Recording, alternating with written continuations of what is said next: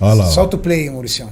Rapaz, eu me senti o soldado universal nesse dia, cara. Proteger as extremidades por causa do retorno venoso, Julião? Para evitar que acabe a vascularização ali? Então, muito provavelmente você pode correr uma necrose ali, né? Você fica em pé, não fica sentado. Não, e você não pode encostar em nada. Ah, porque também se encostar... Se encostar, queima. Você gruda, né? É. Se encostar, queima, não tem jeito. Papai Noel bolado de gorrinho, de vermelho. Cara, Eita, menos rapaz. 90 graus Menos Celsius. 90. Aí eles colocam uma musiquinha. Põe. Põe uma musiquinha. Qual o limite de tempo? Não, é 3 minutos. 3 minutos. 3 minutos. Pra todo mundo. E que frequência, Júlio? Diária. Depois do treino? Sempre depois do treino. Júlio Balestrin queimando. Ah, de céu, cara. A galera não entendeu Quanta isso daí, Renato. fumaça. Deixa eu mostrar aqui. Aqui, ó. Vai ficar bem assim, ó. Queimando. É porque tá a telinha de vocês na frente agora. Aí tá... você já saiu. Aí eu já saí, ó. Você tem mais energia. E é impressionante como revigora na hora. Quando você sai com frio? Você sai com um frio, mas quando você vem pra temperatura mais alta, você sente. O impacto, né? Você sente acolhido ali. É agradável, né? É agradável. E você tem essa sensação refrescante, ela vai passando e você vai sentindo uma energização. Então você sai de lá, parece que você toma um pré-treino. É mesmo. Exatamente. Da mesma forma que o quente te deixa mole, o frio te deixava agitado. Agitado. Faz sentido, né, meu? Porque você tem que aumentar a vascularização, você tem que liberar catecolamina para isso, que é adrenalina e noradrenalina. O efeito no sistema nervoso central é de acelerar. Então, realmente, provavelmente dá vontade de fazer isso daí e treinar de novo, né? Então, era isso que eu fazia. Caraca. Na verdade, eu tinha o treino da tarde, então eu fazia a rotina mais pesada pela manhã e depois eu voltava à tarde. Mas geralmente eu gravava à tarde. Então a rotina da manhã nunca aparecia. Qual foi o período mais longo que você ficou no Quiet, Julião? Foi 3 meses. Meu, você ficou 3 meses direto. 3 meses direto. Essa época aí, não foi? Foi essa época. Vem cá, agora vamos lá para as perguntas.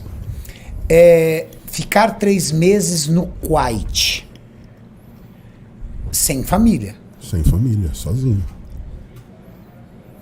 Lá eles não aceitam muito bem essa questão do e casal, essas coisas, né, Julião? Aceitam. Aceitam? Mas tem que ser casado mesmo.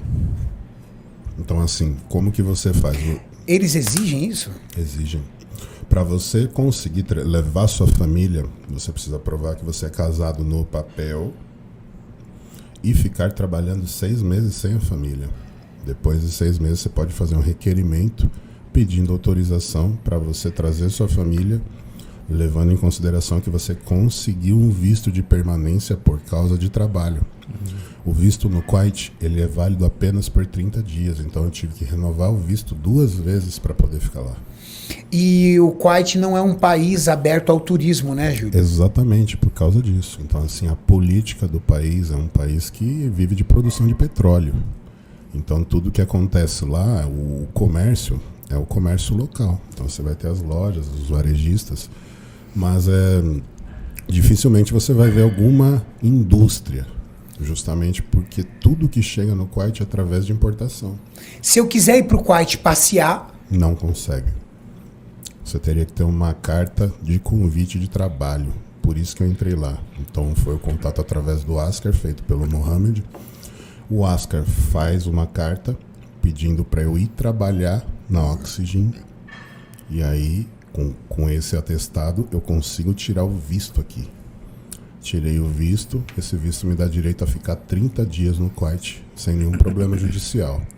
Passado esse período, eu já fico de forma legal. Então, com 20 dias, você já tem que estar correndo atrás da renovação do seu novo visto. Você ficou 3 meses lá, longe da Bia, longe da sua mãe, longe de pessoas que você convive. Sim. Quase que diariamente, ou alguns até diariamente. Como é que fica o psicológico em cima disso? Graças a Deus tem um telefone, então assim, era o meu melhor amigo.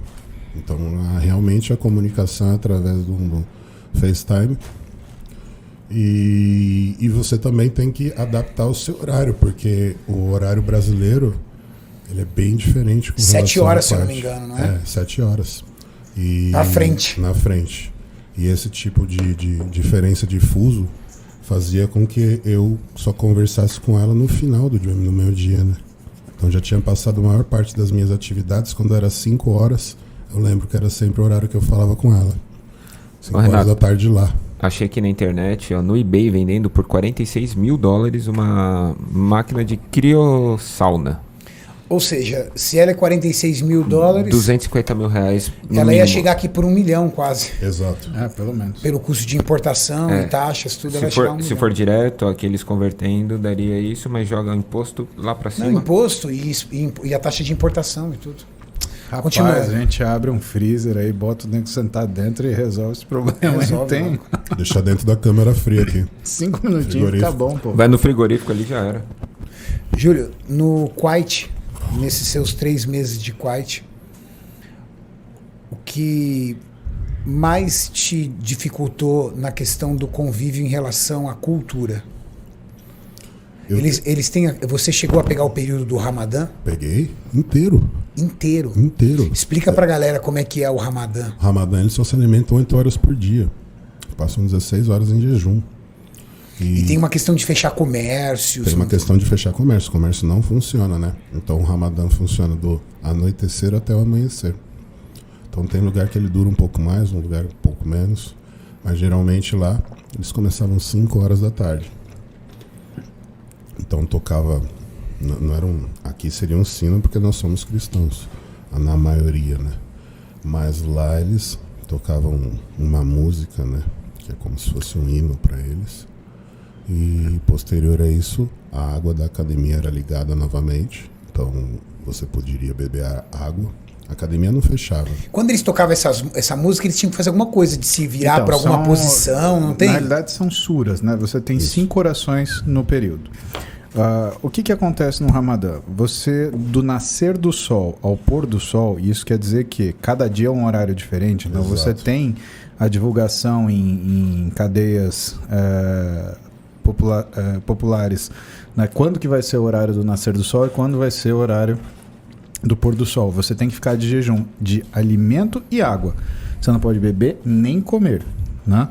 E aí, nesse período, você tem alguns horários de orações, que são essas músicas, e o mulá, ele chama as pessoas para orarem, então você vira... Você tem que estar virado para mesquita, alguma coisa assim, não é? Para o leste, né? Para você, como se fosse em direção a Medina, né? Para fazer a sua oração, porque também tem isso, né? Você tem algumas tradições bonitas, né? do islamismo, né? Então, todo muçulmano ele tem que ir pelo menos uma vez para Medina, para conhecer a mesquita, né? Tem coisas legais assim que você vê que é uma coisa que tem relação com valores e com a pessoa se colocar nessa situação. E o que é jejum? Porque se você for ver o jejum ele tem religiosamente no catolicismo, ele tem em todas as religiões como forma daquela pessoa ela se colocar numa situação de privação para entender o quanto, entre aspas, abençoada ela é.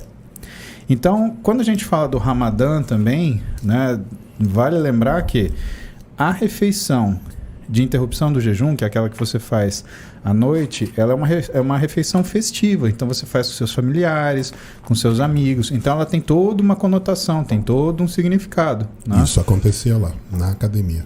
Na academia? Na academia. Como, Julião?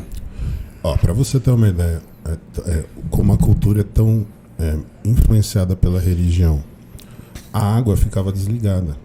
Não existe possibilidade de você beber água na academia. Mas você podia ir treinar. Você podia ir treinar. Então era só o jejum, mas você não precisava ficar em casa. Então, aí o que eu fazia por respeito? Então eu me alimentava e bebia água em casa. Chegava na academia para treinar, antes de acabar o Ramadã, o horário para poder comer. E a maioria fazia isso. Então, cerca de 3 horas, estava todo mundo treinando. Para quando fosse por volta de 5 horas, a cantina abria. Descia todo mundo para a cantina, se sentava e fazia fila para poder comer e beber. Então, eles faziam uma refeição muito pesada nesse momento. E lá vende comida de dieta. Então, você ia ficar louco, que é um self-service, você pede por peso. Eu quero 100 gramas de arroz, 200 de carne... Louco, tantos de legumes. Não tem como não ficar grande lá. Não tem como. Aí você pede, tem hambúrguer de salmão, hambúrguer de frango, hambúrguer de carne, ou só os pedaços de carne, ou só os pedaços de frango, ou só os pedaços de peixe. Então você tem todas as fontes de proteína, além dos shakes, para você escolher lá como que você quer fazer o seu pós-treino, tudo sem nenhum tipo de gordura. Agora, Julião, se uma pessoa que não fosse adepta ao islamismo chegasse na academia com uma garrafa de água, ela era mal vista, não era? Na verdade ela não é mais aceita. É sério? Sim. Aí o que acontece? Você perde o respeito, então você passa... eles não te cumprimentam mais, eles te ignoram, né? Caramba, cara. Eles te ignoram, eles não vão falar nada porque eles são muito educados.